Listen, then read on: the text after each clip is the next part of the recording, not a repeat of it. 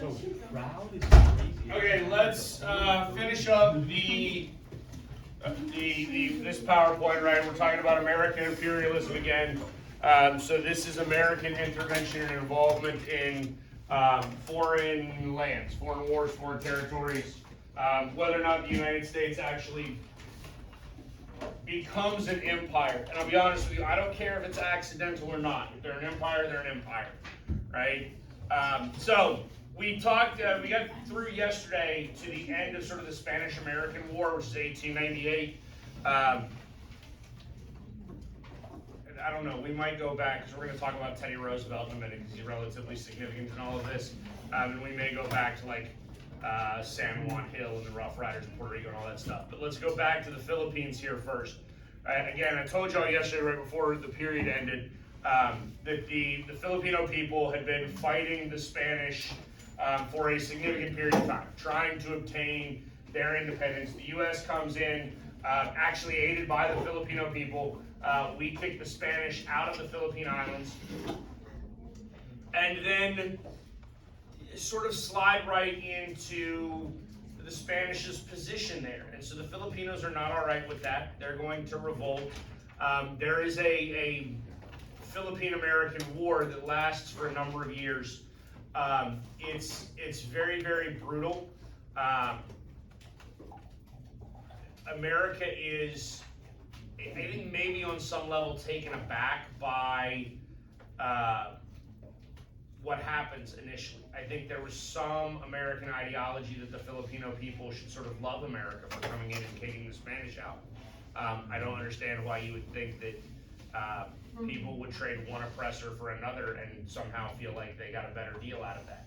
But that's sort of what the Americans sought. Now again, I told you that America is not necessarily fully engaged in the concept of the idea of imperialism, right? And so this war lasts for a while. It's brutal. It's predominantly guerrilla warfare, which makes it a little bit more brutal and more gruesome, right? Because when you have guerrilla, do we know what one of the major characteristics of guerrilla warfare is? Because I know we talked about that with like the American Revolution, right? And you had colonials that were sort of popping up and shooting and then running away. And that's one aspect of guerrilla warfare. But another significant aspect of guerrilla warfare that matters immensely, okay, is the idea of being uncertain as to who your actual enemy is. And we will get this in Vietnam, because that's really what kills Vietnam for the United States, right? When we don't actually know who we're fighting, so we just kill everybody, right? The same sort of concept is happening here. The manner in which the Filipino people are fighting is very frustrating to the United States. We can't identify those people that are actually our enemies, which leads to some really heavy-handed response by the American government, the American military, right? That's, I don't want to say justification, but that's the rationale behind some of the atrocities, right? Again, I'm not trying to excuse what it is. The idea of concentration camps and genocide should never ever be excused under any circumstance.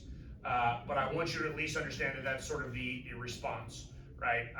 Or the reason why the brutality exists in the manner in which it does. Ultimately, Emilio Aguinaldo is going to surrender. The Filipino people essentially accept American authority. But it's not really American authority, and this is what makes this war sort of even more frustrating, right? At the end of the war, the Filipino people kind of have independence, and they're kind of an American colony, right? The reality is America is not necessarily going to rule them directly, but we do have some mercantilistic tendencies with them, in which we sort of have this expectation of we are big brother, therefore you will trade with us, you will benefit us, you will... in fact, we have a term for it today called most favored nation status, right? The expectation would be that the Philippines' most favored nation should be the United States, okay? And so this also then furthers the complexity and the difficulty within this conflict, because you fought for 3 years and a whole bunch of people died, and we killed a whole bunch of Filipino people for what? Payback? But I mean, if the status quo remains at the end of a war, it's kind of pointless, right? I mean, the reality is the only rationale, the only real reason to go to war is for gain, right? Like, you ought to get something out of it. If you don't get anything out of war, it was pointless, right? You basically sacrificed, tens of thousands of people or whatever. And tens of thousands is not an unrealistic number in this regard. And we should probably talk about this because it might actually show up on the test. And I don't think that we've talked about it yet, but this is also sort of a generalized final question. When you talk about war, what is the biggest killer in war? Anybody know? Disease, yes. Right? So when I say, tens of thousands, I'm going to throw that in there. Right? Disease is a significant part of that, especially when you have American population going into a foreign land. Right? Like, if you don't know sort of biological etymology, when you go into a new area, there are obviously diseases there for which your body is ill prepared because you do not have immunities built up to those specific strands of whatever disease it is, therefore it's problematic. Okay? So again, some of the reaction to this, there is significant anti-imperial behaviors in the United States. There are a lot of Americans very vocally against imperialism and an American empire. And I do think that this is something that's subject for debate because in some manners, the Philippines do not meet the requirement of a colony, right? Like, if you were to define what a colony is, the Filipino people would not be a colony of the United States. And in other regards, they sort of do fit that definition of a colony. So it's sort of complex as to whether or not the United States is colonial in what it's doing, right? Eventually, right, the U.S. is going to sort of declare America a colony. That's a congressional action, but not necessarily treated in the same manner, right? Puerto Rico actually just becomes a U.S. territory, okay, in which case they're given citizenship. And then Cuba, which was sort of the third major gain from the Spanish-American War, there were two different amendments that are testable for you, right? There's the Teller Amendment, which existed prior to the Spanish-American War, that said you can't make Cuba a colony. And then there's the Platt Amendment, which overturns that at least to some extent, and allows the United States to have a little bit more authority in terms of what's going on in Cuba. And we'll talk about that at the end of this PowerPoint when we get into some of the presidential foreign policy behaviors, right? Like their generalized foreign policy goals. Okay. The United States also, and this is part of the reason why we do get a bit imperial. We're beginning to, even if we're not imperial, we're at least beginning to get more global, right? Prior to this point, anybody know what American foreign policy was prior to this point? The word starts with an I. Independence, a good guess. The word is isolationism. Right? If I isolate you, what does that mean? No. Worse than that. Like, Georgie, if I isolated you in this classroom, what am I doing? I would move you and put you in a corner and not let anybody deal with you. No, because it's self-inflicted, right? Like, isolationism as a foreign policy is basically you getting up on your own, going over there and sitting in a corner and be like, I hate all y'all. I don't want to deal with nobody. Y'all do whatever you want. I'm gonna be over here in the corner. And that was American foreign policy all the way up until this point. And we'll try to get back to it at times, but this is sort of the beginning of a significant shift in American foreign policy and an elimination to true isolationism. The U.S. also gets involved in two additional conflicts in Asia, right? Japan and, well, the Japanese wanted their own empire. In fact, the Japanese had an empire. Japan wanted to be the predominant Asian nation. They actually ended up in some conflicts and some fighting with both the Chinese and the Russians. I told you yesterday, China is sort of the prize, right? First pick in the NFL draft as far as global economics go. The U.S. is going to utilize diplomacy in order to try to stabilize the region, right? In fact, Teddy Roosevelt gets a Nobel Peace Prize for negotiating the peace between in the Sino-Japanese War, right? The Russians, Sino is Russia, right? The Russians and the Japanese are fighting each other.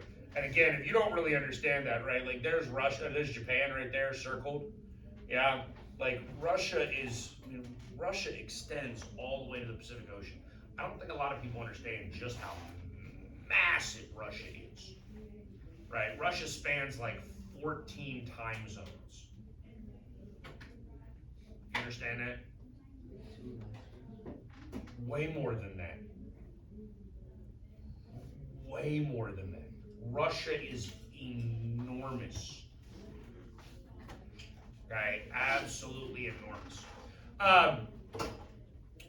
So we're going to try and stabilize that region by keeping the Japanese from being empirical and aggressive. And the U.S. is relatively successful with that. The other thing that gets created is the open door policy of China, which basically is an agreement amongst all white folk that they can each go in and sort of plunder Chinese resources without interference from one another, right? Again, terrible white arrogance here, right? This belief that white people can go in and just sort of dictate everything that goes on within China. But the British, the Germans, the Italians, the French, like nobody, they don't want to fight each other over this, right? It might be worth fighting, but it's also a large enough market that it's not worth fighting, right? So this brings us into some of the political stuff we'll go with. We'll start here with Teddy Roosevelt, right? Roosevelt is ultimately going to become one of the more important politicians, one of the more important presidents within American history, right? Roosevelt is, I mean, like the manliest man you could ever imagine, right? This dude is a huge outdoorsman, wildly self-sufficient, big game hunter, right? Loves to kill things, actually fights in the Spanish-American War. He is the leader of the Rough Riders who fought in San Juan, right? Because of his military experience, he gains sort of a national profile. He becomes governor of New York in 1898, and then he becomes the vice president in 1900, right? 1901. Right, but he's on the ticket with McKinley. McKinley's elected in 1900. McKinley gets assassinated, right? And so Teddy Roosevelt ultimately becomes president of the United States, and he serves essentially 2 full terms. Okay? And Roosevelt creates the first of the foreign policies that you really need to understand, and that's called big stick diplomacy, right? Which is a great term. Okay? Basically, Teddy Roosevelt's idea is that you walk softly and carry a big stick. Okay? That means that you don't puff out your chest, you're not braggadocious, you don't tell people how wonderful or great you are, or how strong you are. But if they come at you, you better have a big old stick to knock them out. Okay? Roosevelt does that. Roosevelt is responsible for the buildup of the United States military, specifically the United States Navy, right? We're going to actually create the Great White Fleet under Roosevelt, and Roosevelt is going to send them on a worldwide tour. He basically just takes the United States Navy and goes, hey, sail everywhere, right, and just show off how big you are, right? The idea being we're going to sail you all around the world so that every other nation can watch you pull into a port somewhere peacefully and then be like, look what I got, don't mess with me. Okay? Big stick diplomacy, there is something also called the Roosevelt Corollary. It ought to be written on here here somewhere, and I don't see it actually written on it. Corollary, Corolary. Are there two L's? Maybe one R, two L's. I'm a terrible speller. Corolary.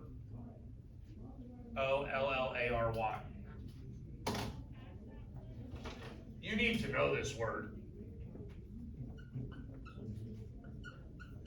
It's an addendum to the Monroe Doctrine, right? Basically, it's an add-on to the Monroe Doctrine. Do we remember the Monroe Doctrine from way back in first semester? What does the Monroe Doctrine say? Yeah, Europe, stay away. Stay away from the Western Hemisphere. This is a reiteration of that nearly 100 years later, right? Because by this point, Spain is now out, right? And so basically, this is Teddy Roosevelt's way of saying, look, dude, Latin America is ours. Like, we will now dictate what happens in Latin American nations. There it is. It is on there. That word, right there. Corollary. I knew it should have been on there, right? The U.S. is going to be able to intervene with military force in order to get Latin America to behave in the manner in which we want them to behave. Okay? It's both political and socioeconomic. Obviously, maybe not obviously. There are U.S. Economic interests that exist outside of the continental United States. Okay? And the U.S. government is going to try to help deal with that, right? Next, the Panama Canal, which is fascinating, right?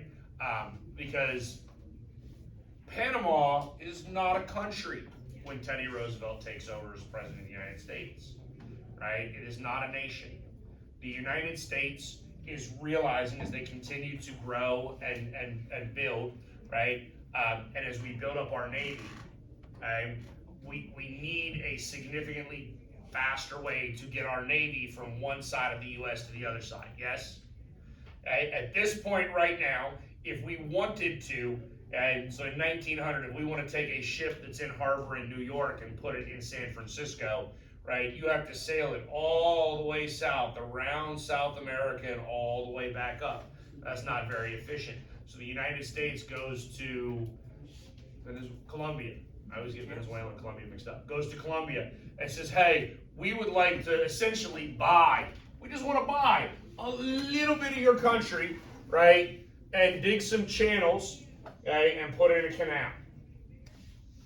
And Colombia's like, no, we're good, dog. We don't want to do that. We don't want to work with you, right? And so America does the most American thing ever. We start a revolution in Colombia, right? We back a separatist group within Colombia. We aid them. We help them create their own country. That country is now called Panama. And then we go to that country and we're like, hey, you remember what we just helped you with? We would now like to buy some land from you and build a canal through your country, to which Panama agrees. Okay. The Panama Canal it takes a long time to build. I mean, again, if you ever look at a map, I mean, Panama is not a very wide nation. There's actually a lake within Panama that the Panama Canal goes through, right? But obviously, if you're not aware, right, lakes can really only form when there are mountains. Panama is actually relatively mountainous. Okay, so the way the Panama Canal works is they have channel locks, right? Anybody know what that is? Yeah, so basically you pull your boat into an area, right, and then they flood it. Like they close a gate and they flood it, and the water goes up because boats float, right? And then it comes up level with the next lock. They open the gate, they pull the boat forward, right? They close the gate and they flood that one. And then when you're going down the other side, they just drain it and the boat goes down to the next lock and then you pull it forward, right? But even if it takes, and I don't remember how long it takes to get through the Panama Canal, let's say it takes a day to get through the Panama Canal, right? That is still significantly faster than going all the way around the Horn of Africa, or the Strait of Magellan down here and South America. right? The U.S. also, not only do they buy and build this, right, and it is a massive endeavor to build. They utilize local labor. The number of people that die building the Panama Canal, God only knows, right? Like, we didn't have great record keeping back then. I would not be shocked if 1 million people died in the building of the Panama Canal, right? Not you have to realize, right? Like, when you're digging out a mountainside in order to create these channel locks, what do you use? Explosives, right? Which creates some significant danger, right? And again, we don't have OSHA yet. We don't have any sort of health, safety, occupational safety and health administration. There's nobody watching to be like, hey, are you handling that dynamite safely? No, you blew yourself up. Oh well, we're moving on, and we'll just replace you with another indigenous worker. Because America, why wouldn't you do that? The United States actually not only buys Panama, but like we pay Panama for basically controlling the Panama Canal for a significantly long time, and only a couple of years ago, the Panama Canal is finally back in Panamanian? I don't know what people from Panama are called. Back in the hands of the Panama government, right? It's actually now controlled by Panama. But for the longest time, that was sort of considered American soil. In fact, that's where John McCain is born, right? He's born in Panama, and then eventually becomes president of the becomes a presidential candidate for the United States, long-time senator. Okay, so this is going to bring us to Taft and Wilson. Taft is Roosevelt's successor. We talked about him with some domestic policy stuff already. Taft is going to take the Roosevelt corollary and the Monroe Doctrine, and he's going to create what's called dollar diplomacy, which is basically the idea that the United States government not only can, but will intervene in any situation in Latin America that is in its economic best interest to do so. Okay? That's sort of the concept here. All right? So now, if you have a U.S. sugar plantation, right, or a plantation sugar that is owned by an American in Jamaica, and there is unrest in Jamaica, the U.S. government will be willing to send in troops in order to do something about that. Okay? So the United States government is going to actively engage in foreign markets. Again, this is a violation of our isolationist policies that had existed for a significant period of time, and we're the standard in terms of American foreign policy, right? We are not getting involved with Europeans. We are not getting involved with other whites, okay? Which I think is what makes it less isolationist.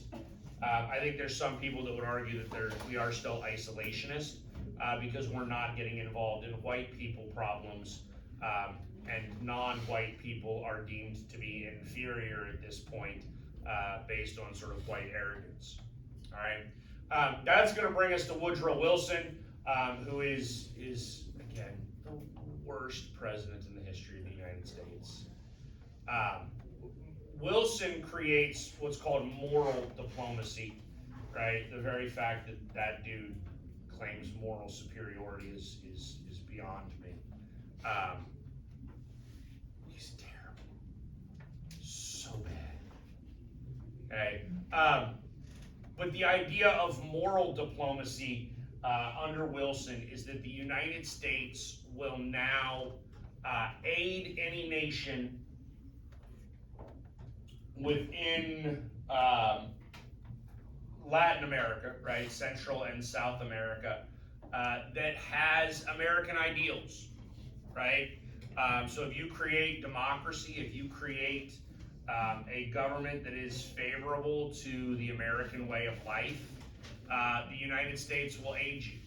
The United States will help you. The United States will help you build up your economy, help you provide for national security, help you do all manner of things. And the idea here is that we're going to be respectful of your sovereignty. So if you have created a government, right, and you have your territory, and that government is operating in a manner that Wilson and the United States deemed to be acceptable, right, then the United States will help you. The United States will provide you with economic aid. The United States will engage with you, trade with you, help you grow and build your economy, right? So there is an idea here that we're going to protect sovereignty. However, we do not protect sovereignty if that sovereignty is deemed to be a threat to the United States. And even though we are removed from sort of the idea of communism as a legitimate form of government, right? Communism has not begun yet. It doesn't begin until the end of World War I. There are forms of government within Latin America that are deemed un-American. And those places, those territories, those countries are not respected in terms of their sovereignty. The United States would not hesitate to, again, just like they did with Colombia and Panama, send in U.S. forces or provide sort of aid and comfort and materials and things of that nature to a rebel group aimed at overthrowing a government that the United States didn't like, right? Which again is part of what makes Woodrow Wilson wildly hypocritical. All right, and so this brings us to intervention within Mexico, specifically by Woodrow Wilson, right? So Mexico is already its own nation at this point. The Mexicans had already kicked the Spanish out long before we get into the 20th century. Not an expert on Mexican history. Anybody know? It was around about the time of the Civil War, I think. Right, 1860s. Anybody know when Mexico got its independence? Is it earlier than that? Okay. Don't know. All right. Point is, it's well before 1900. I know that, right? I know that it's well before the turn of the 20th century. And so Mexico has. Oh wait, it has to be before the Civil War because there's the Mexican-American War in 1848. 21? Oh wow, it's even way earlier than I thought. There you go. Yeah, no. Now that I thought about the Mexican-American War is 1848, so it's got to be before then. Okay, so regardless, I don't test you on American dates. I'm certainly not going to test you on when Mexico got its independence. Okay. Regardless, the United States has to deal with and interact with Mexico. And Mexico, while they have obtained their independence from Spain, are not what you would deem a stable nation. And this is part of what Wilson's moral diplomacy is, right? Do we understand what the United States is sort of deeming to be moral at this point? So, sort of, like that's part of it that I want you to understand, or I want you to grasp or to realize. Part of what we're talking about here in terms of what is moral, right? Like, we would declare democracy to be moral. Okay? And honestly, like, you should kind of furrow your eyebrows at that and be like, how is democracy moral? Right? Because then that would imply that somehow a monarchy is immoral. Yes? Okay? And then y'all understand that there's like the papacy, which is essentially a monarchy, right? It's a dictatorship, right? Like the Pope rules all of Catholicism by himself. That's the definition of a dictatorship. Is that immoral? I mean, are we really going to be like, the Pope is immoral? Do you understand then the complexity of this question of like morality, right? And this is part of what makes Wilson's diplomacy, this is just my opinion, sort of worse than the clear Taft diplomacy of like, I will jack your country up if you are threatening American businesses in your country. Like, I don't care, I'm just out there for money, right? And I will protect US dollars even abroad. That's what Taft said, right? Wilson gets into this weird thing. So, Mexico, despite the fact that it's had its independence for some time now, is not a stable democracy the way the United States would want it. There's a number of revolutions that happen within Mexico, conflicts, struggles over governmental power. Ultimately, you get a guy named Pancho Villa and some military personnel. I think he was a military. I'm pretty sure he was a. Shoot, I think he was a general, if I remember correctly. Well, Pancho Villa is going to engage in a number of raids along the Texas-Mexico border, right? I don't know if I've have we talked about culture in the United States in any depth? Okay, so we understand that the people in New York and the people in California are similar but not the same. Yes, we understand that the people in California and the people in Alabama are wildly different. Yeah, okay. You may not be aware, right? People in central Mexico and people in northern Mexico are not really the same culturally either, right? There's some cultural differences within that country, the same way there's cultural differences in the United States between like New England and the South, or the West Coast and the Great Lakes, or whatever. Okay? So Pancho Villa is sort of northern Mexico, which is more mountainous, more rugged, more rural than what you're going to get in like Mexico City. Mexico City is I don't know where it actually falls in terms of largest cities in the world, but it's got to be up there. Mexico City is enormous, right? So Villa and his band there that's fighting in northern Mexico, they are crossing the border from time to time. There's some skirmishes, but again, it probably shouldn't surprise you that people in northern Mexico and people in like U.S. border towns, right? I mean, El Paso and what I don't know the name of the town right across the border there. Those people are probably more culturally similar than people from El Paso and New York City. Yes, right. It doesn't matter that there's an arbitrary line there. Okay. So Villa is basically trying to carve out a new country. He's actually trying to create a new nation, sort of with northern Mexico and the southwestern United States. Wilson is going to send General John Pershing, who you'll have to learn about next week because that dude's like huge in World War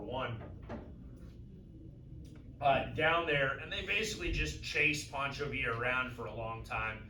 Not a whole lot happens with it, and then ultimately we end up with World War I beginning, right? Because we're now in the 19 teens. World War I begins in 1914. Is that when Franz Ferdinand was assassinated? It ends in 1918. I think it's 1914 that it begins, right? And so this is basically when Pancho Villa is riding around northern Mexico and doing what he's doing. Wilson pays attention to him for a little while. Ultimately, nothing gets accomplished, and then Woodrow Wilson is like, "All right, dude, I'm out because I've got more important things to focus on. I've got to worry about Europe and white folk over here just mass slaughtering everybody."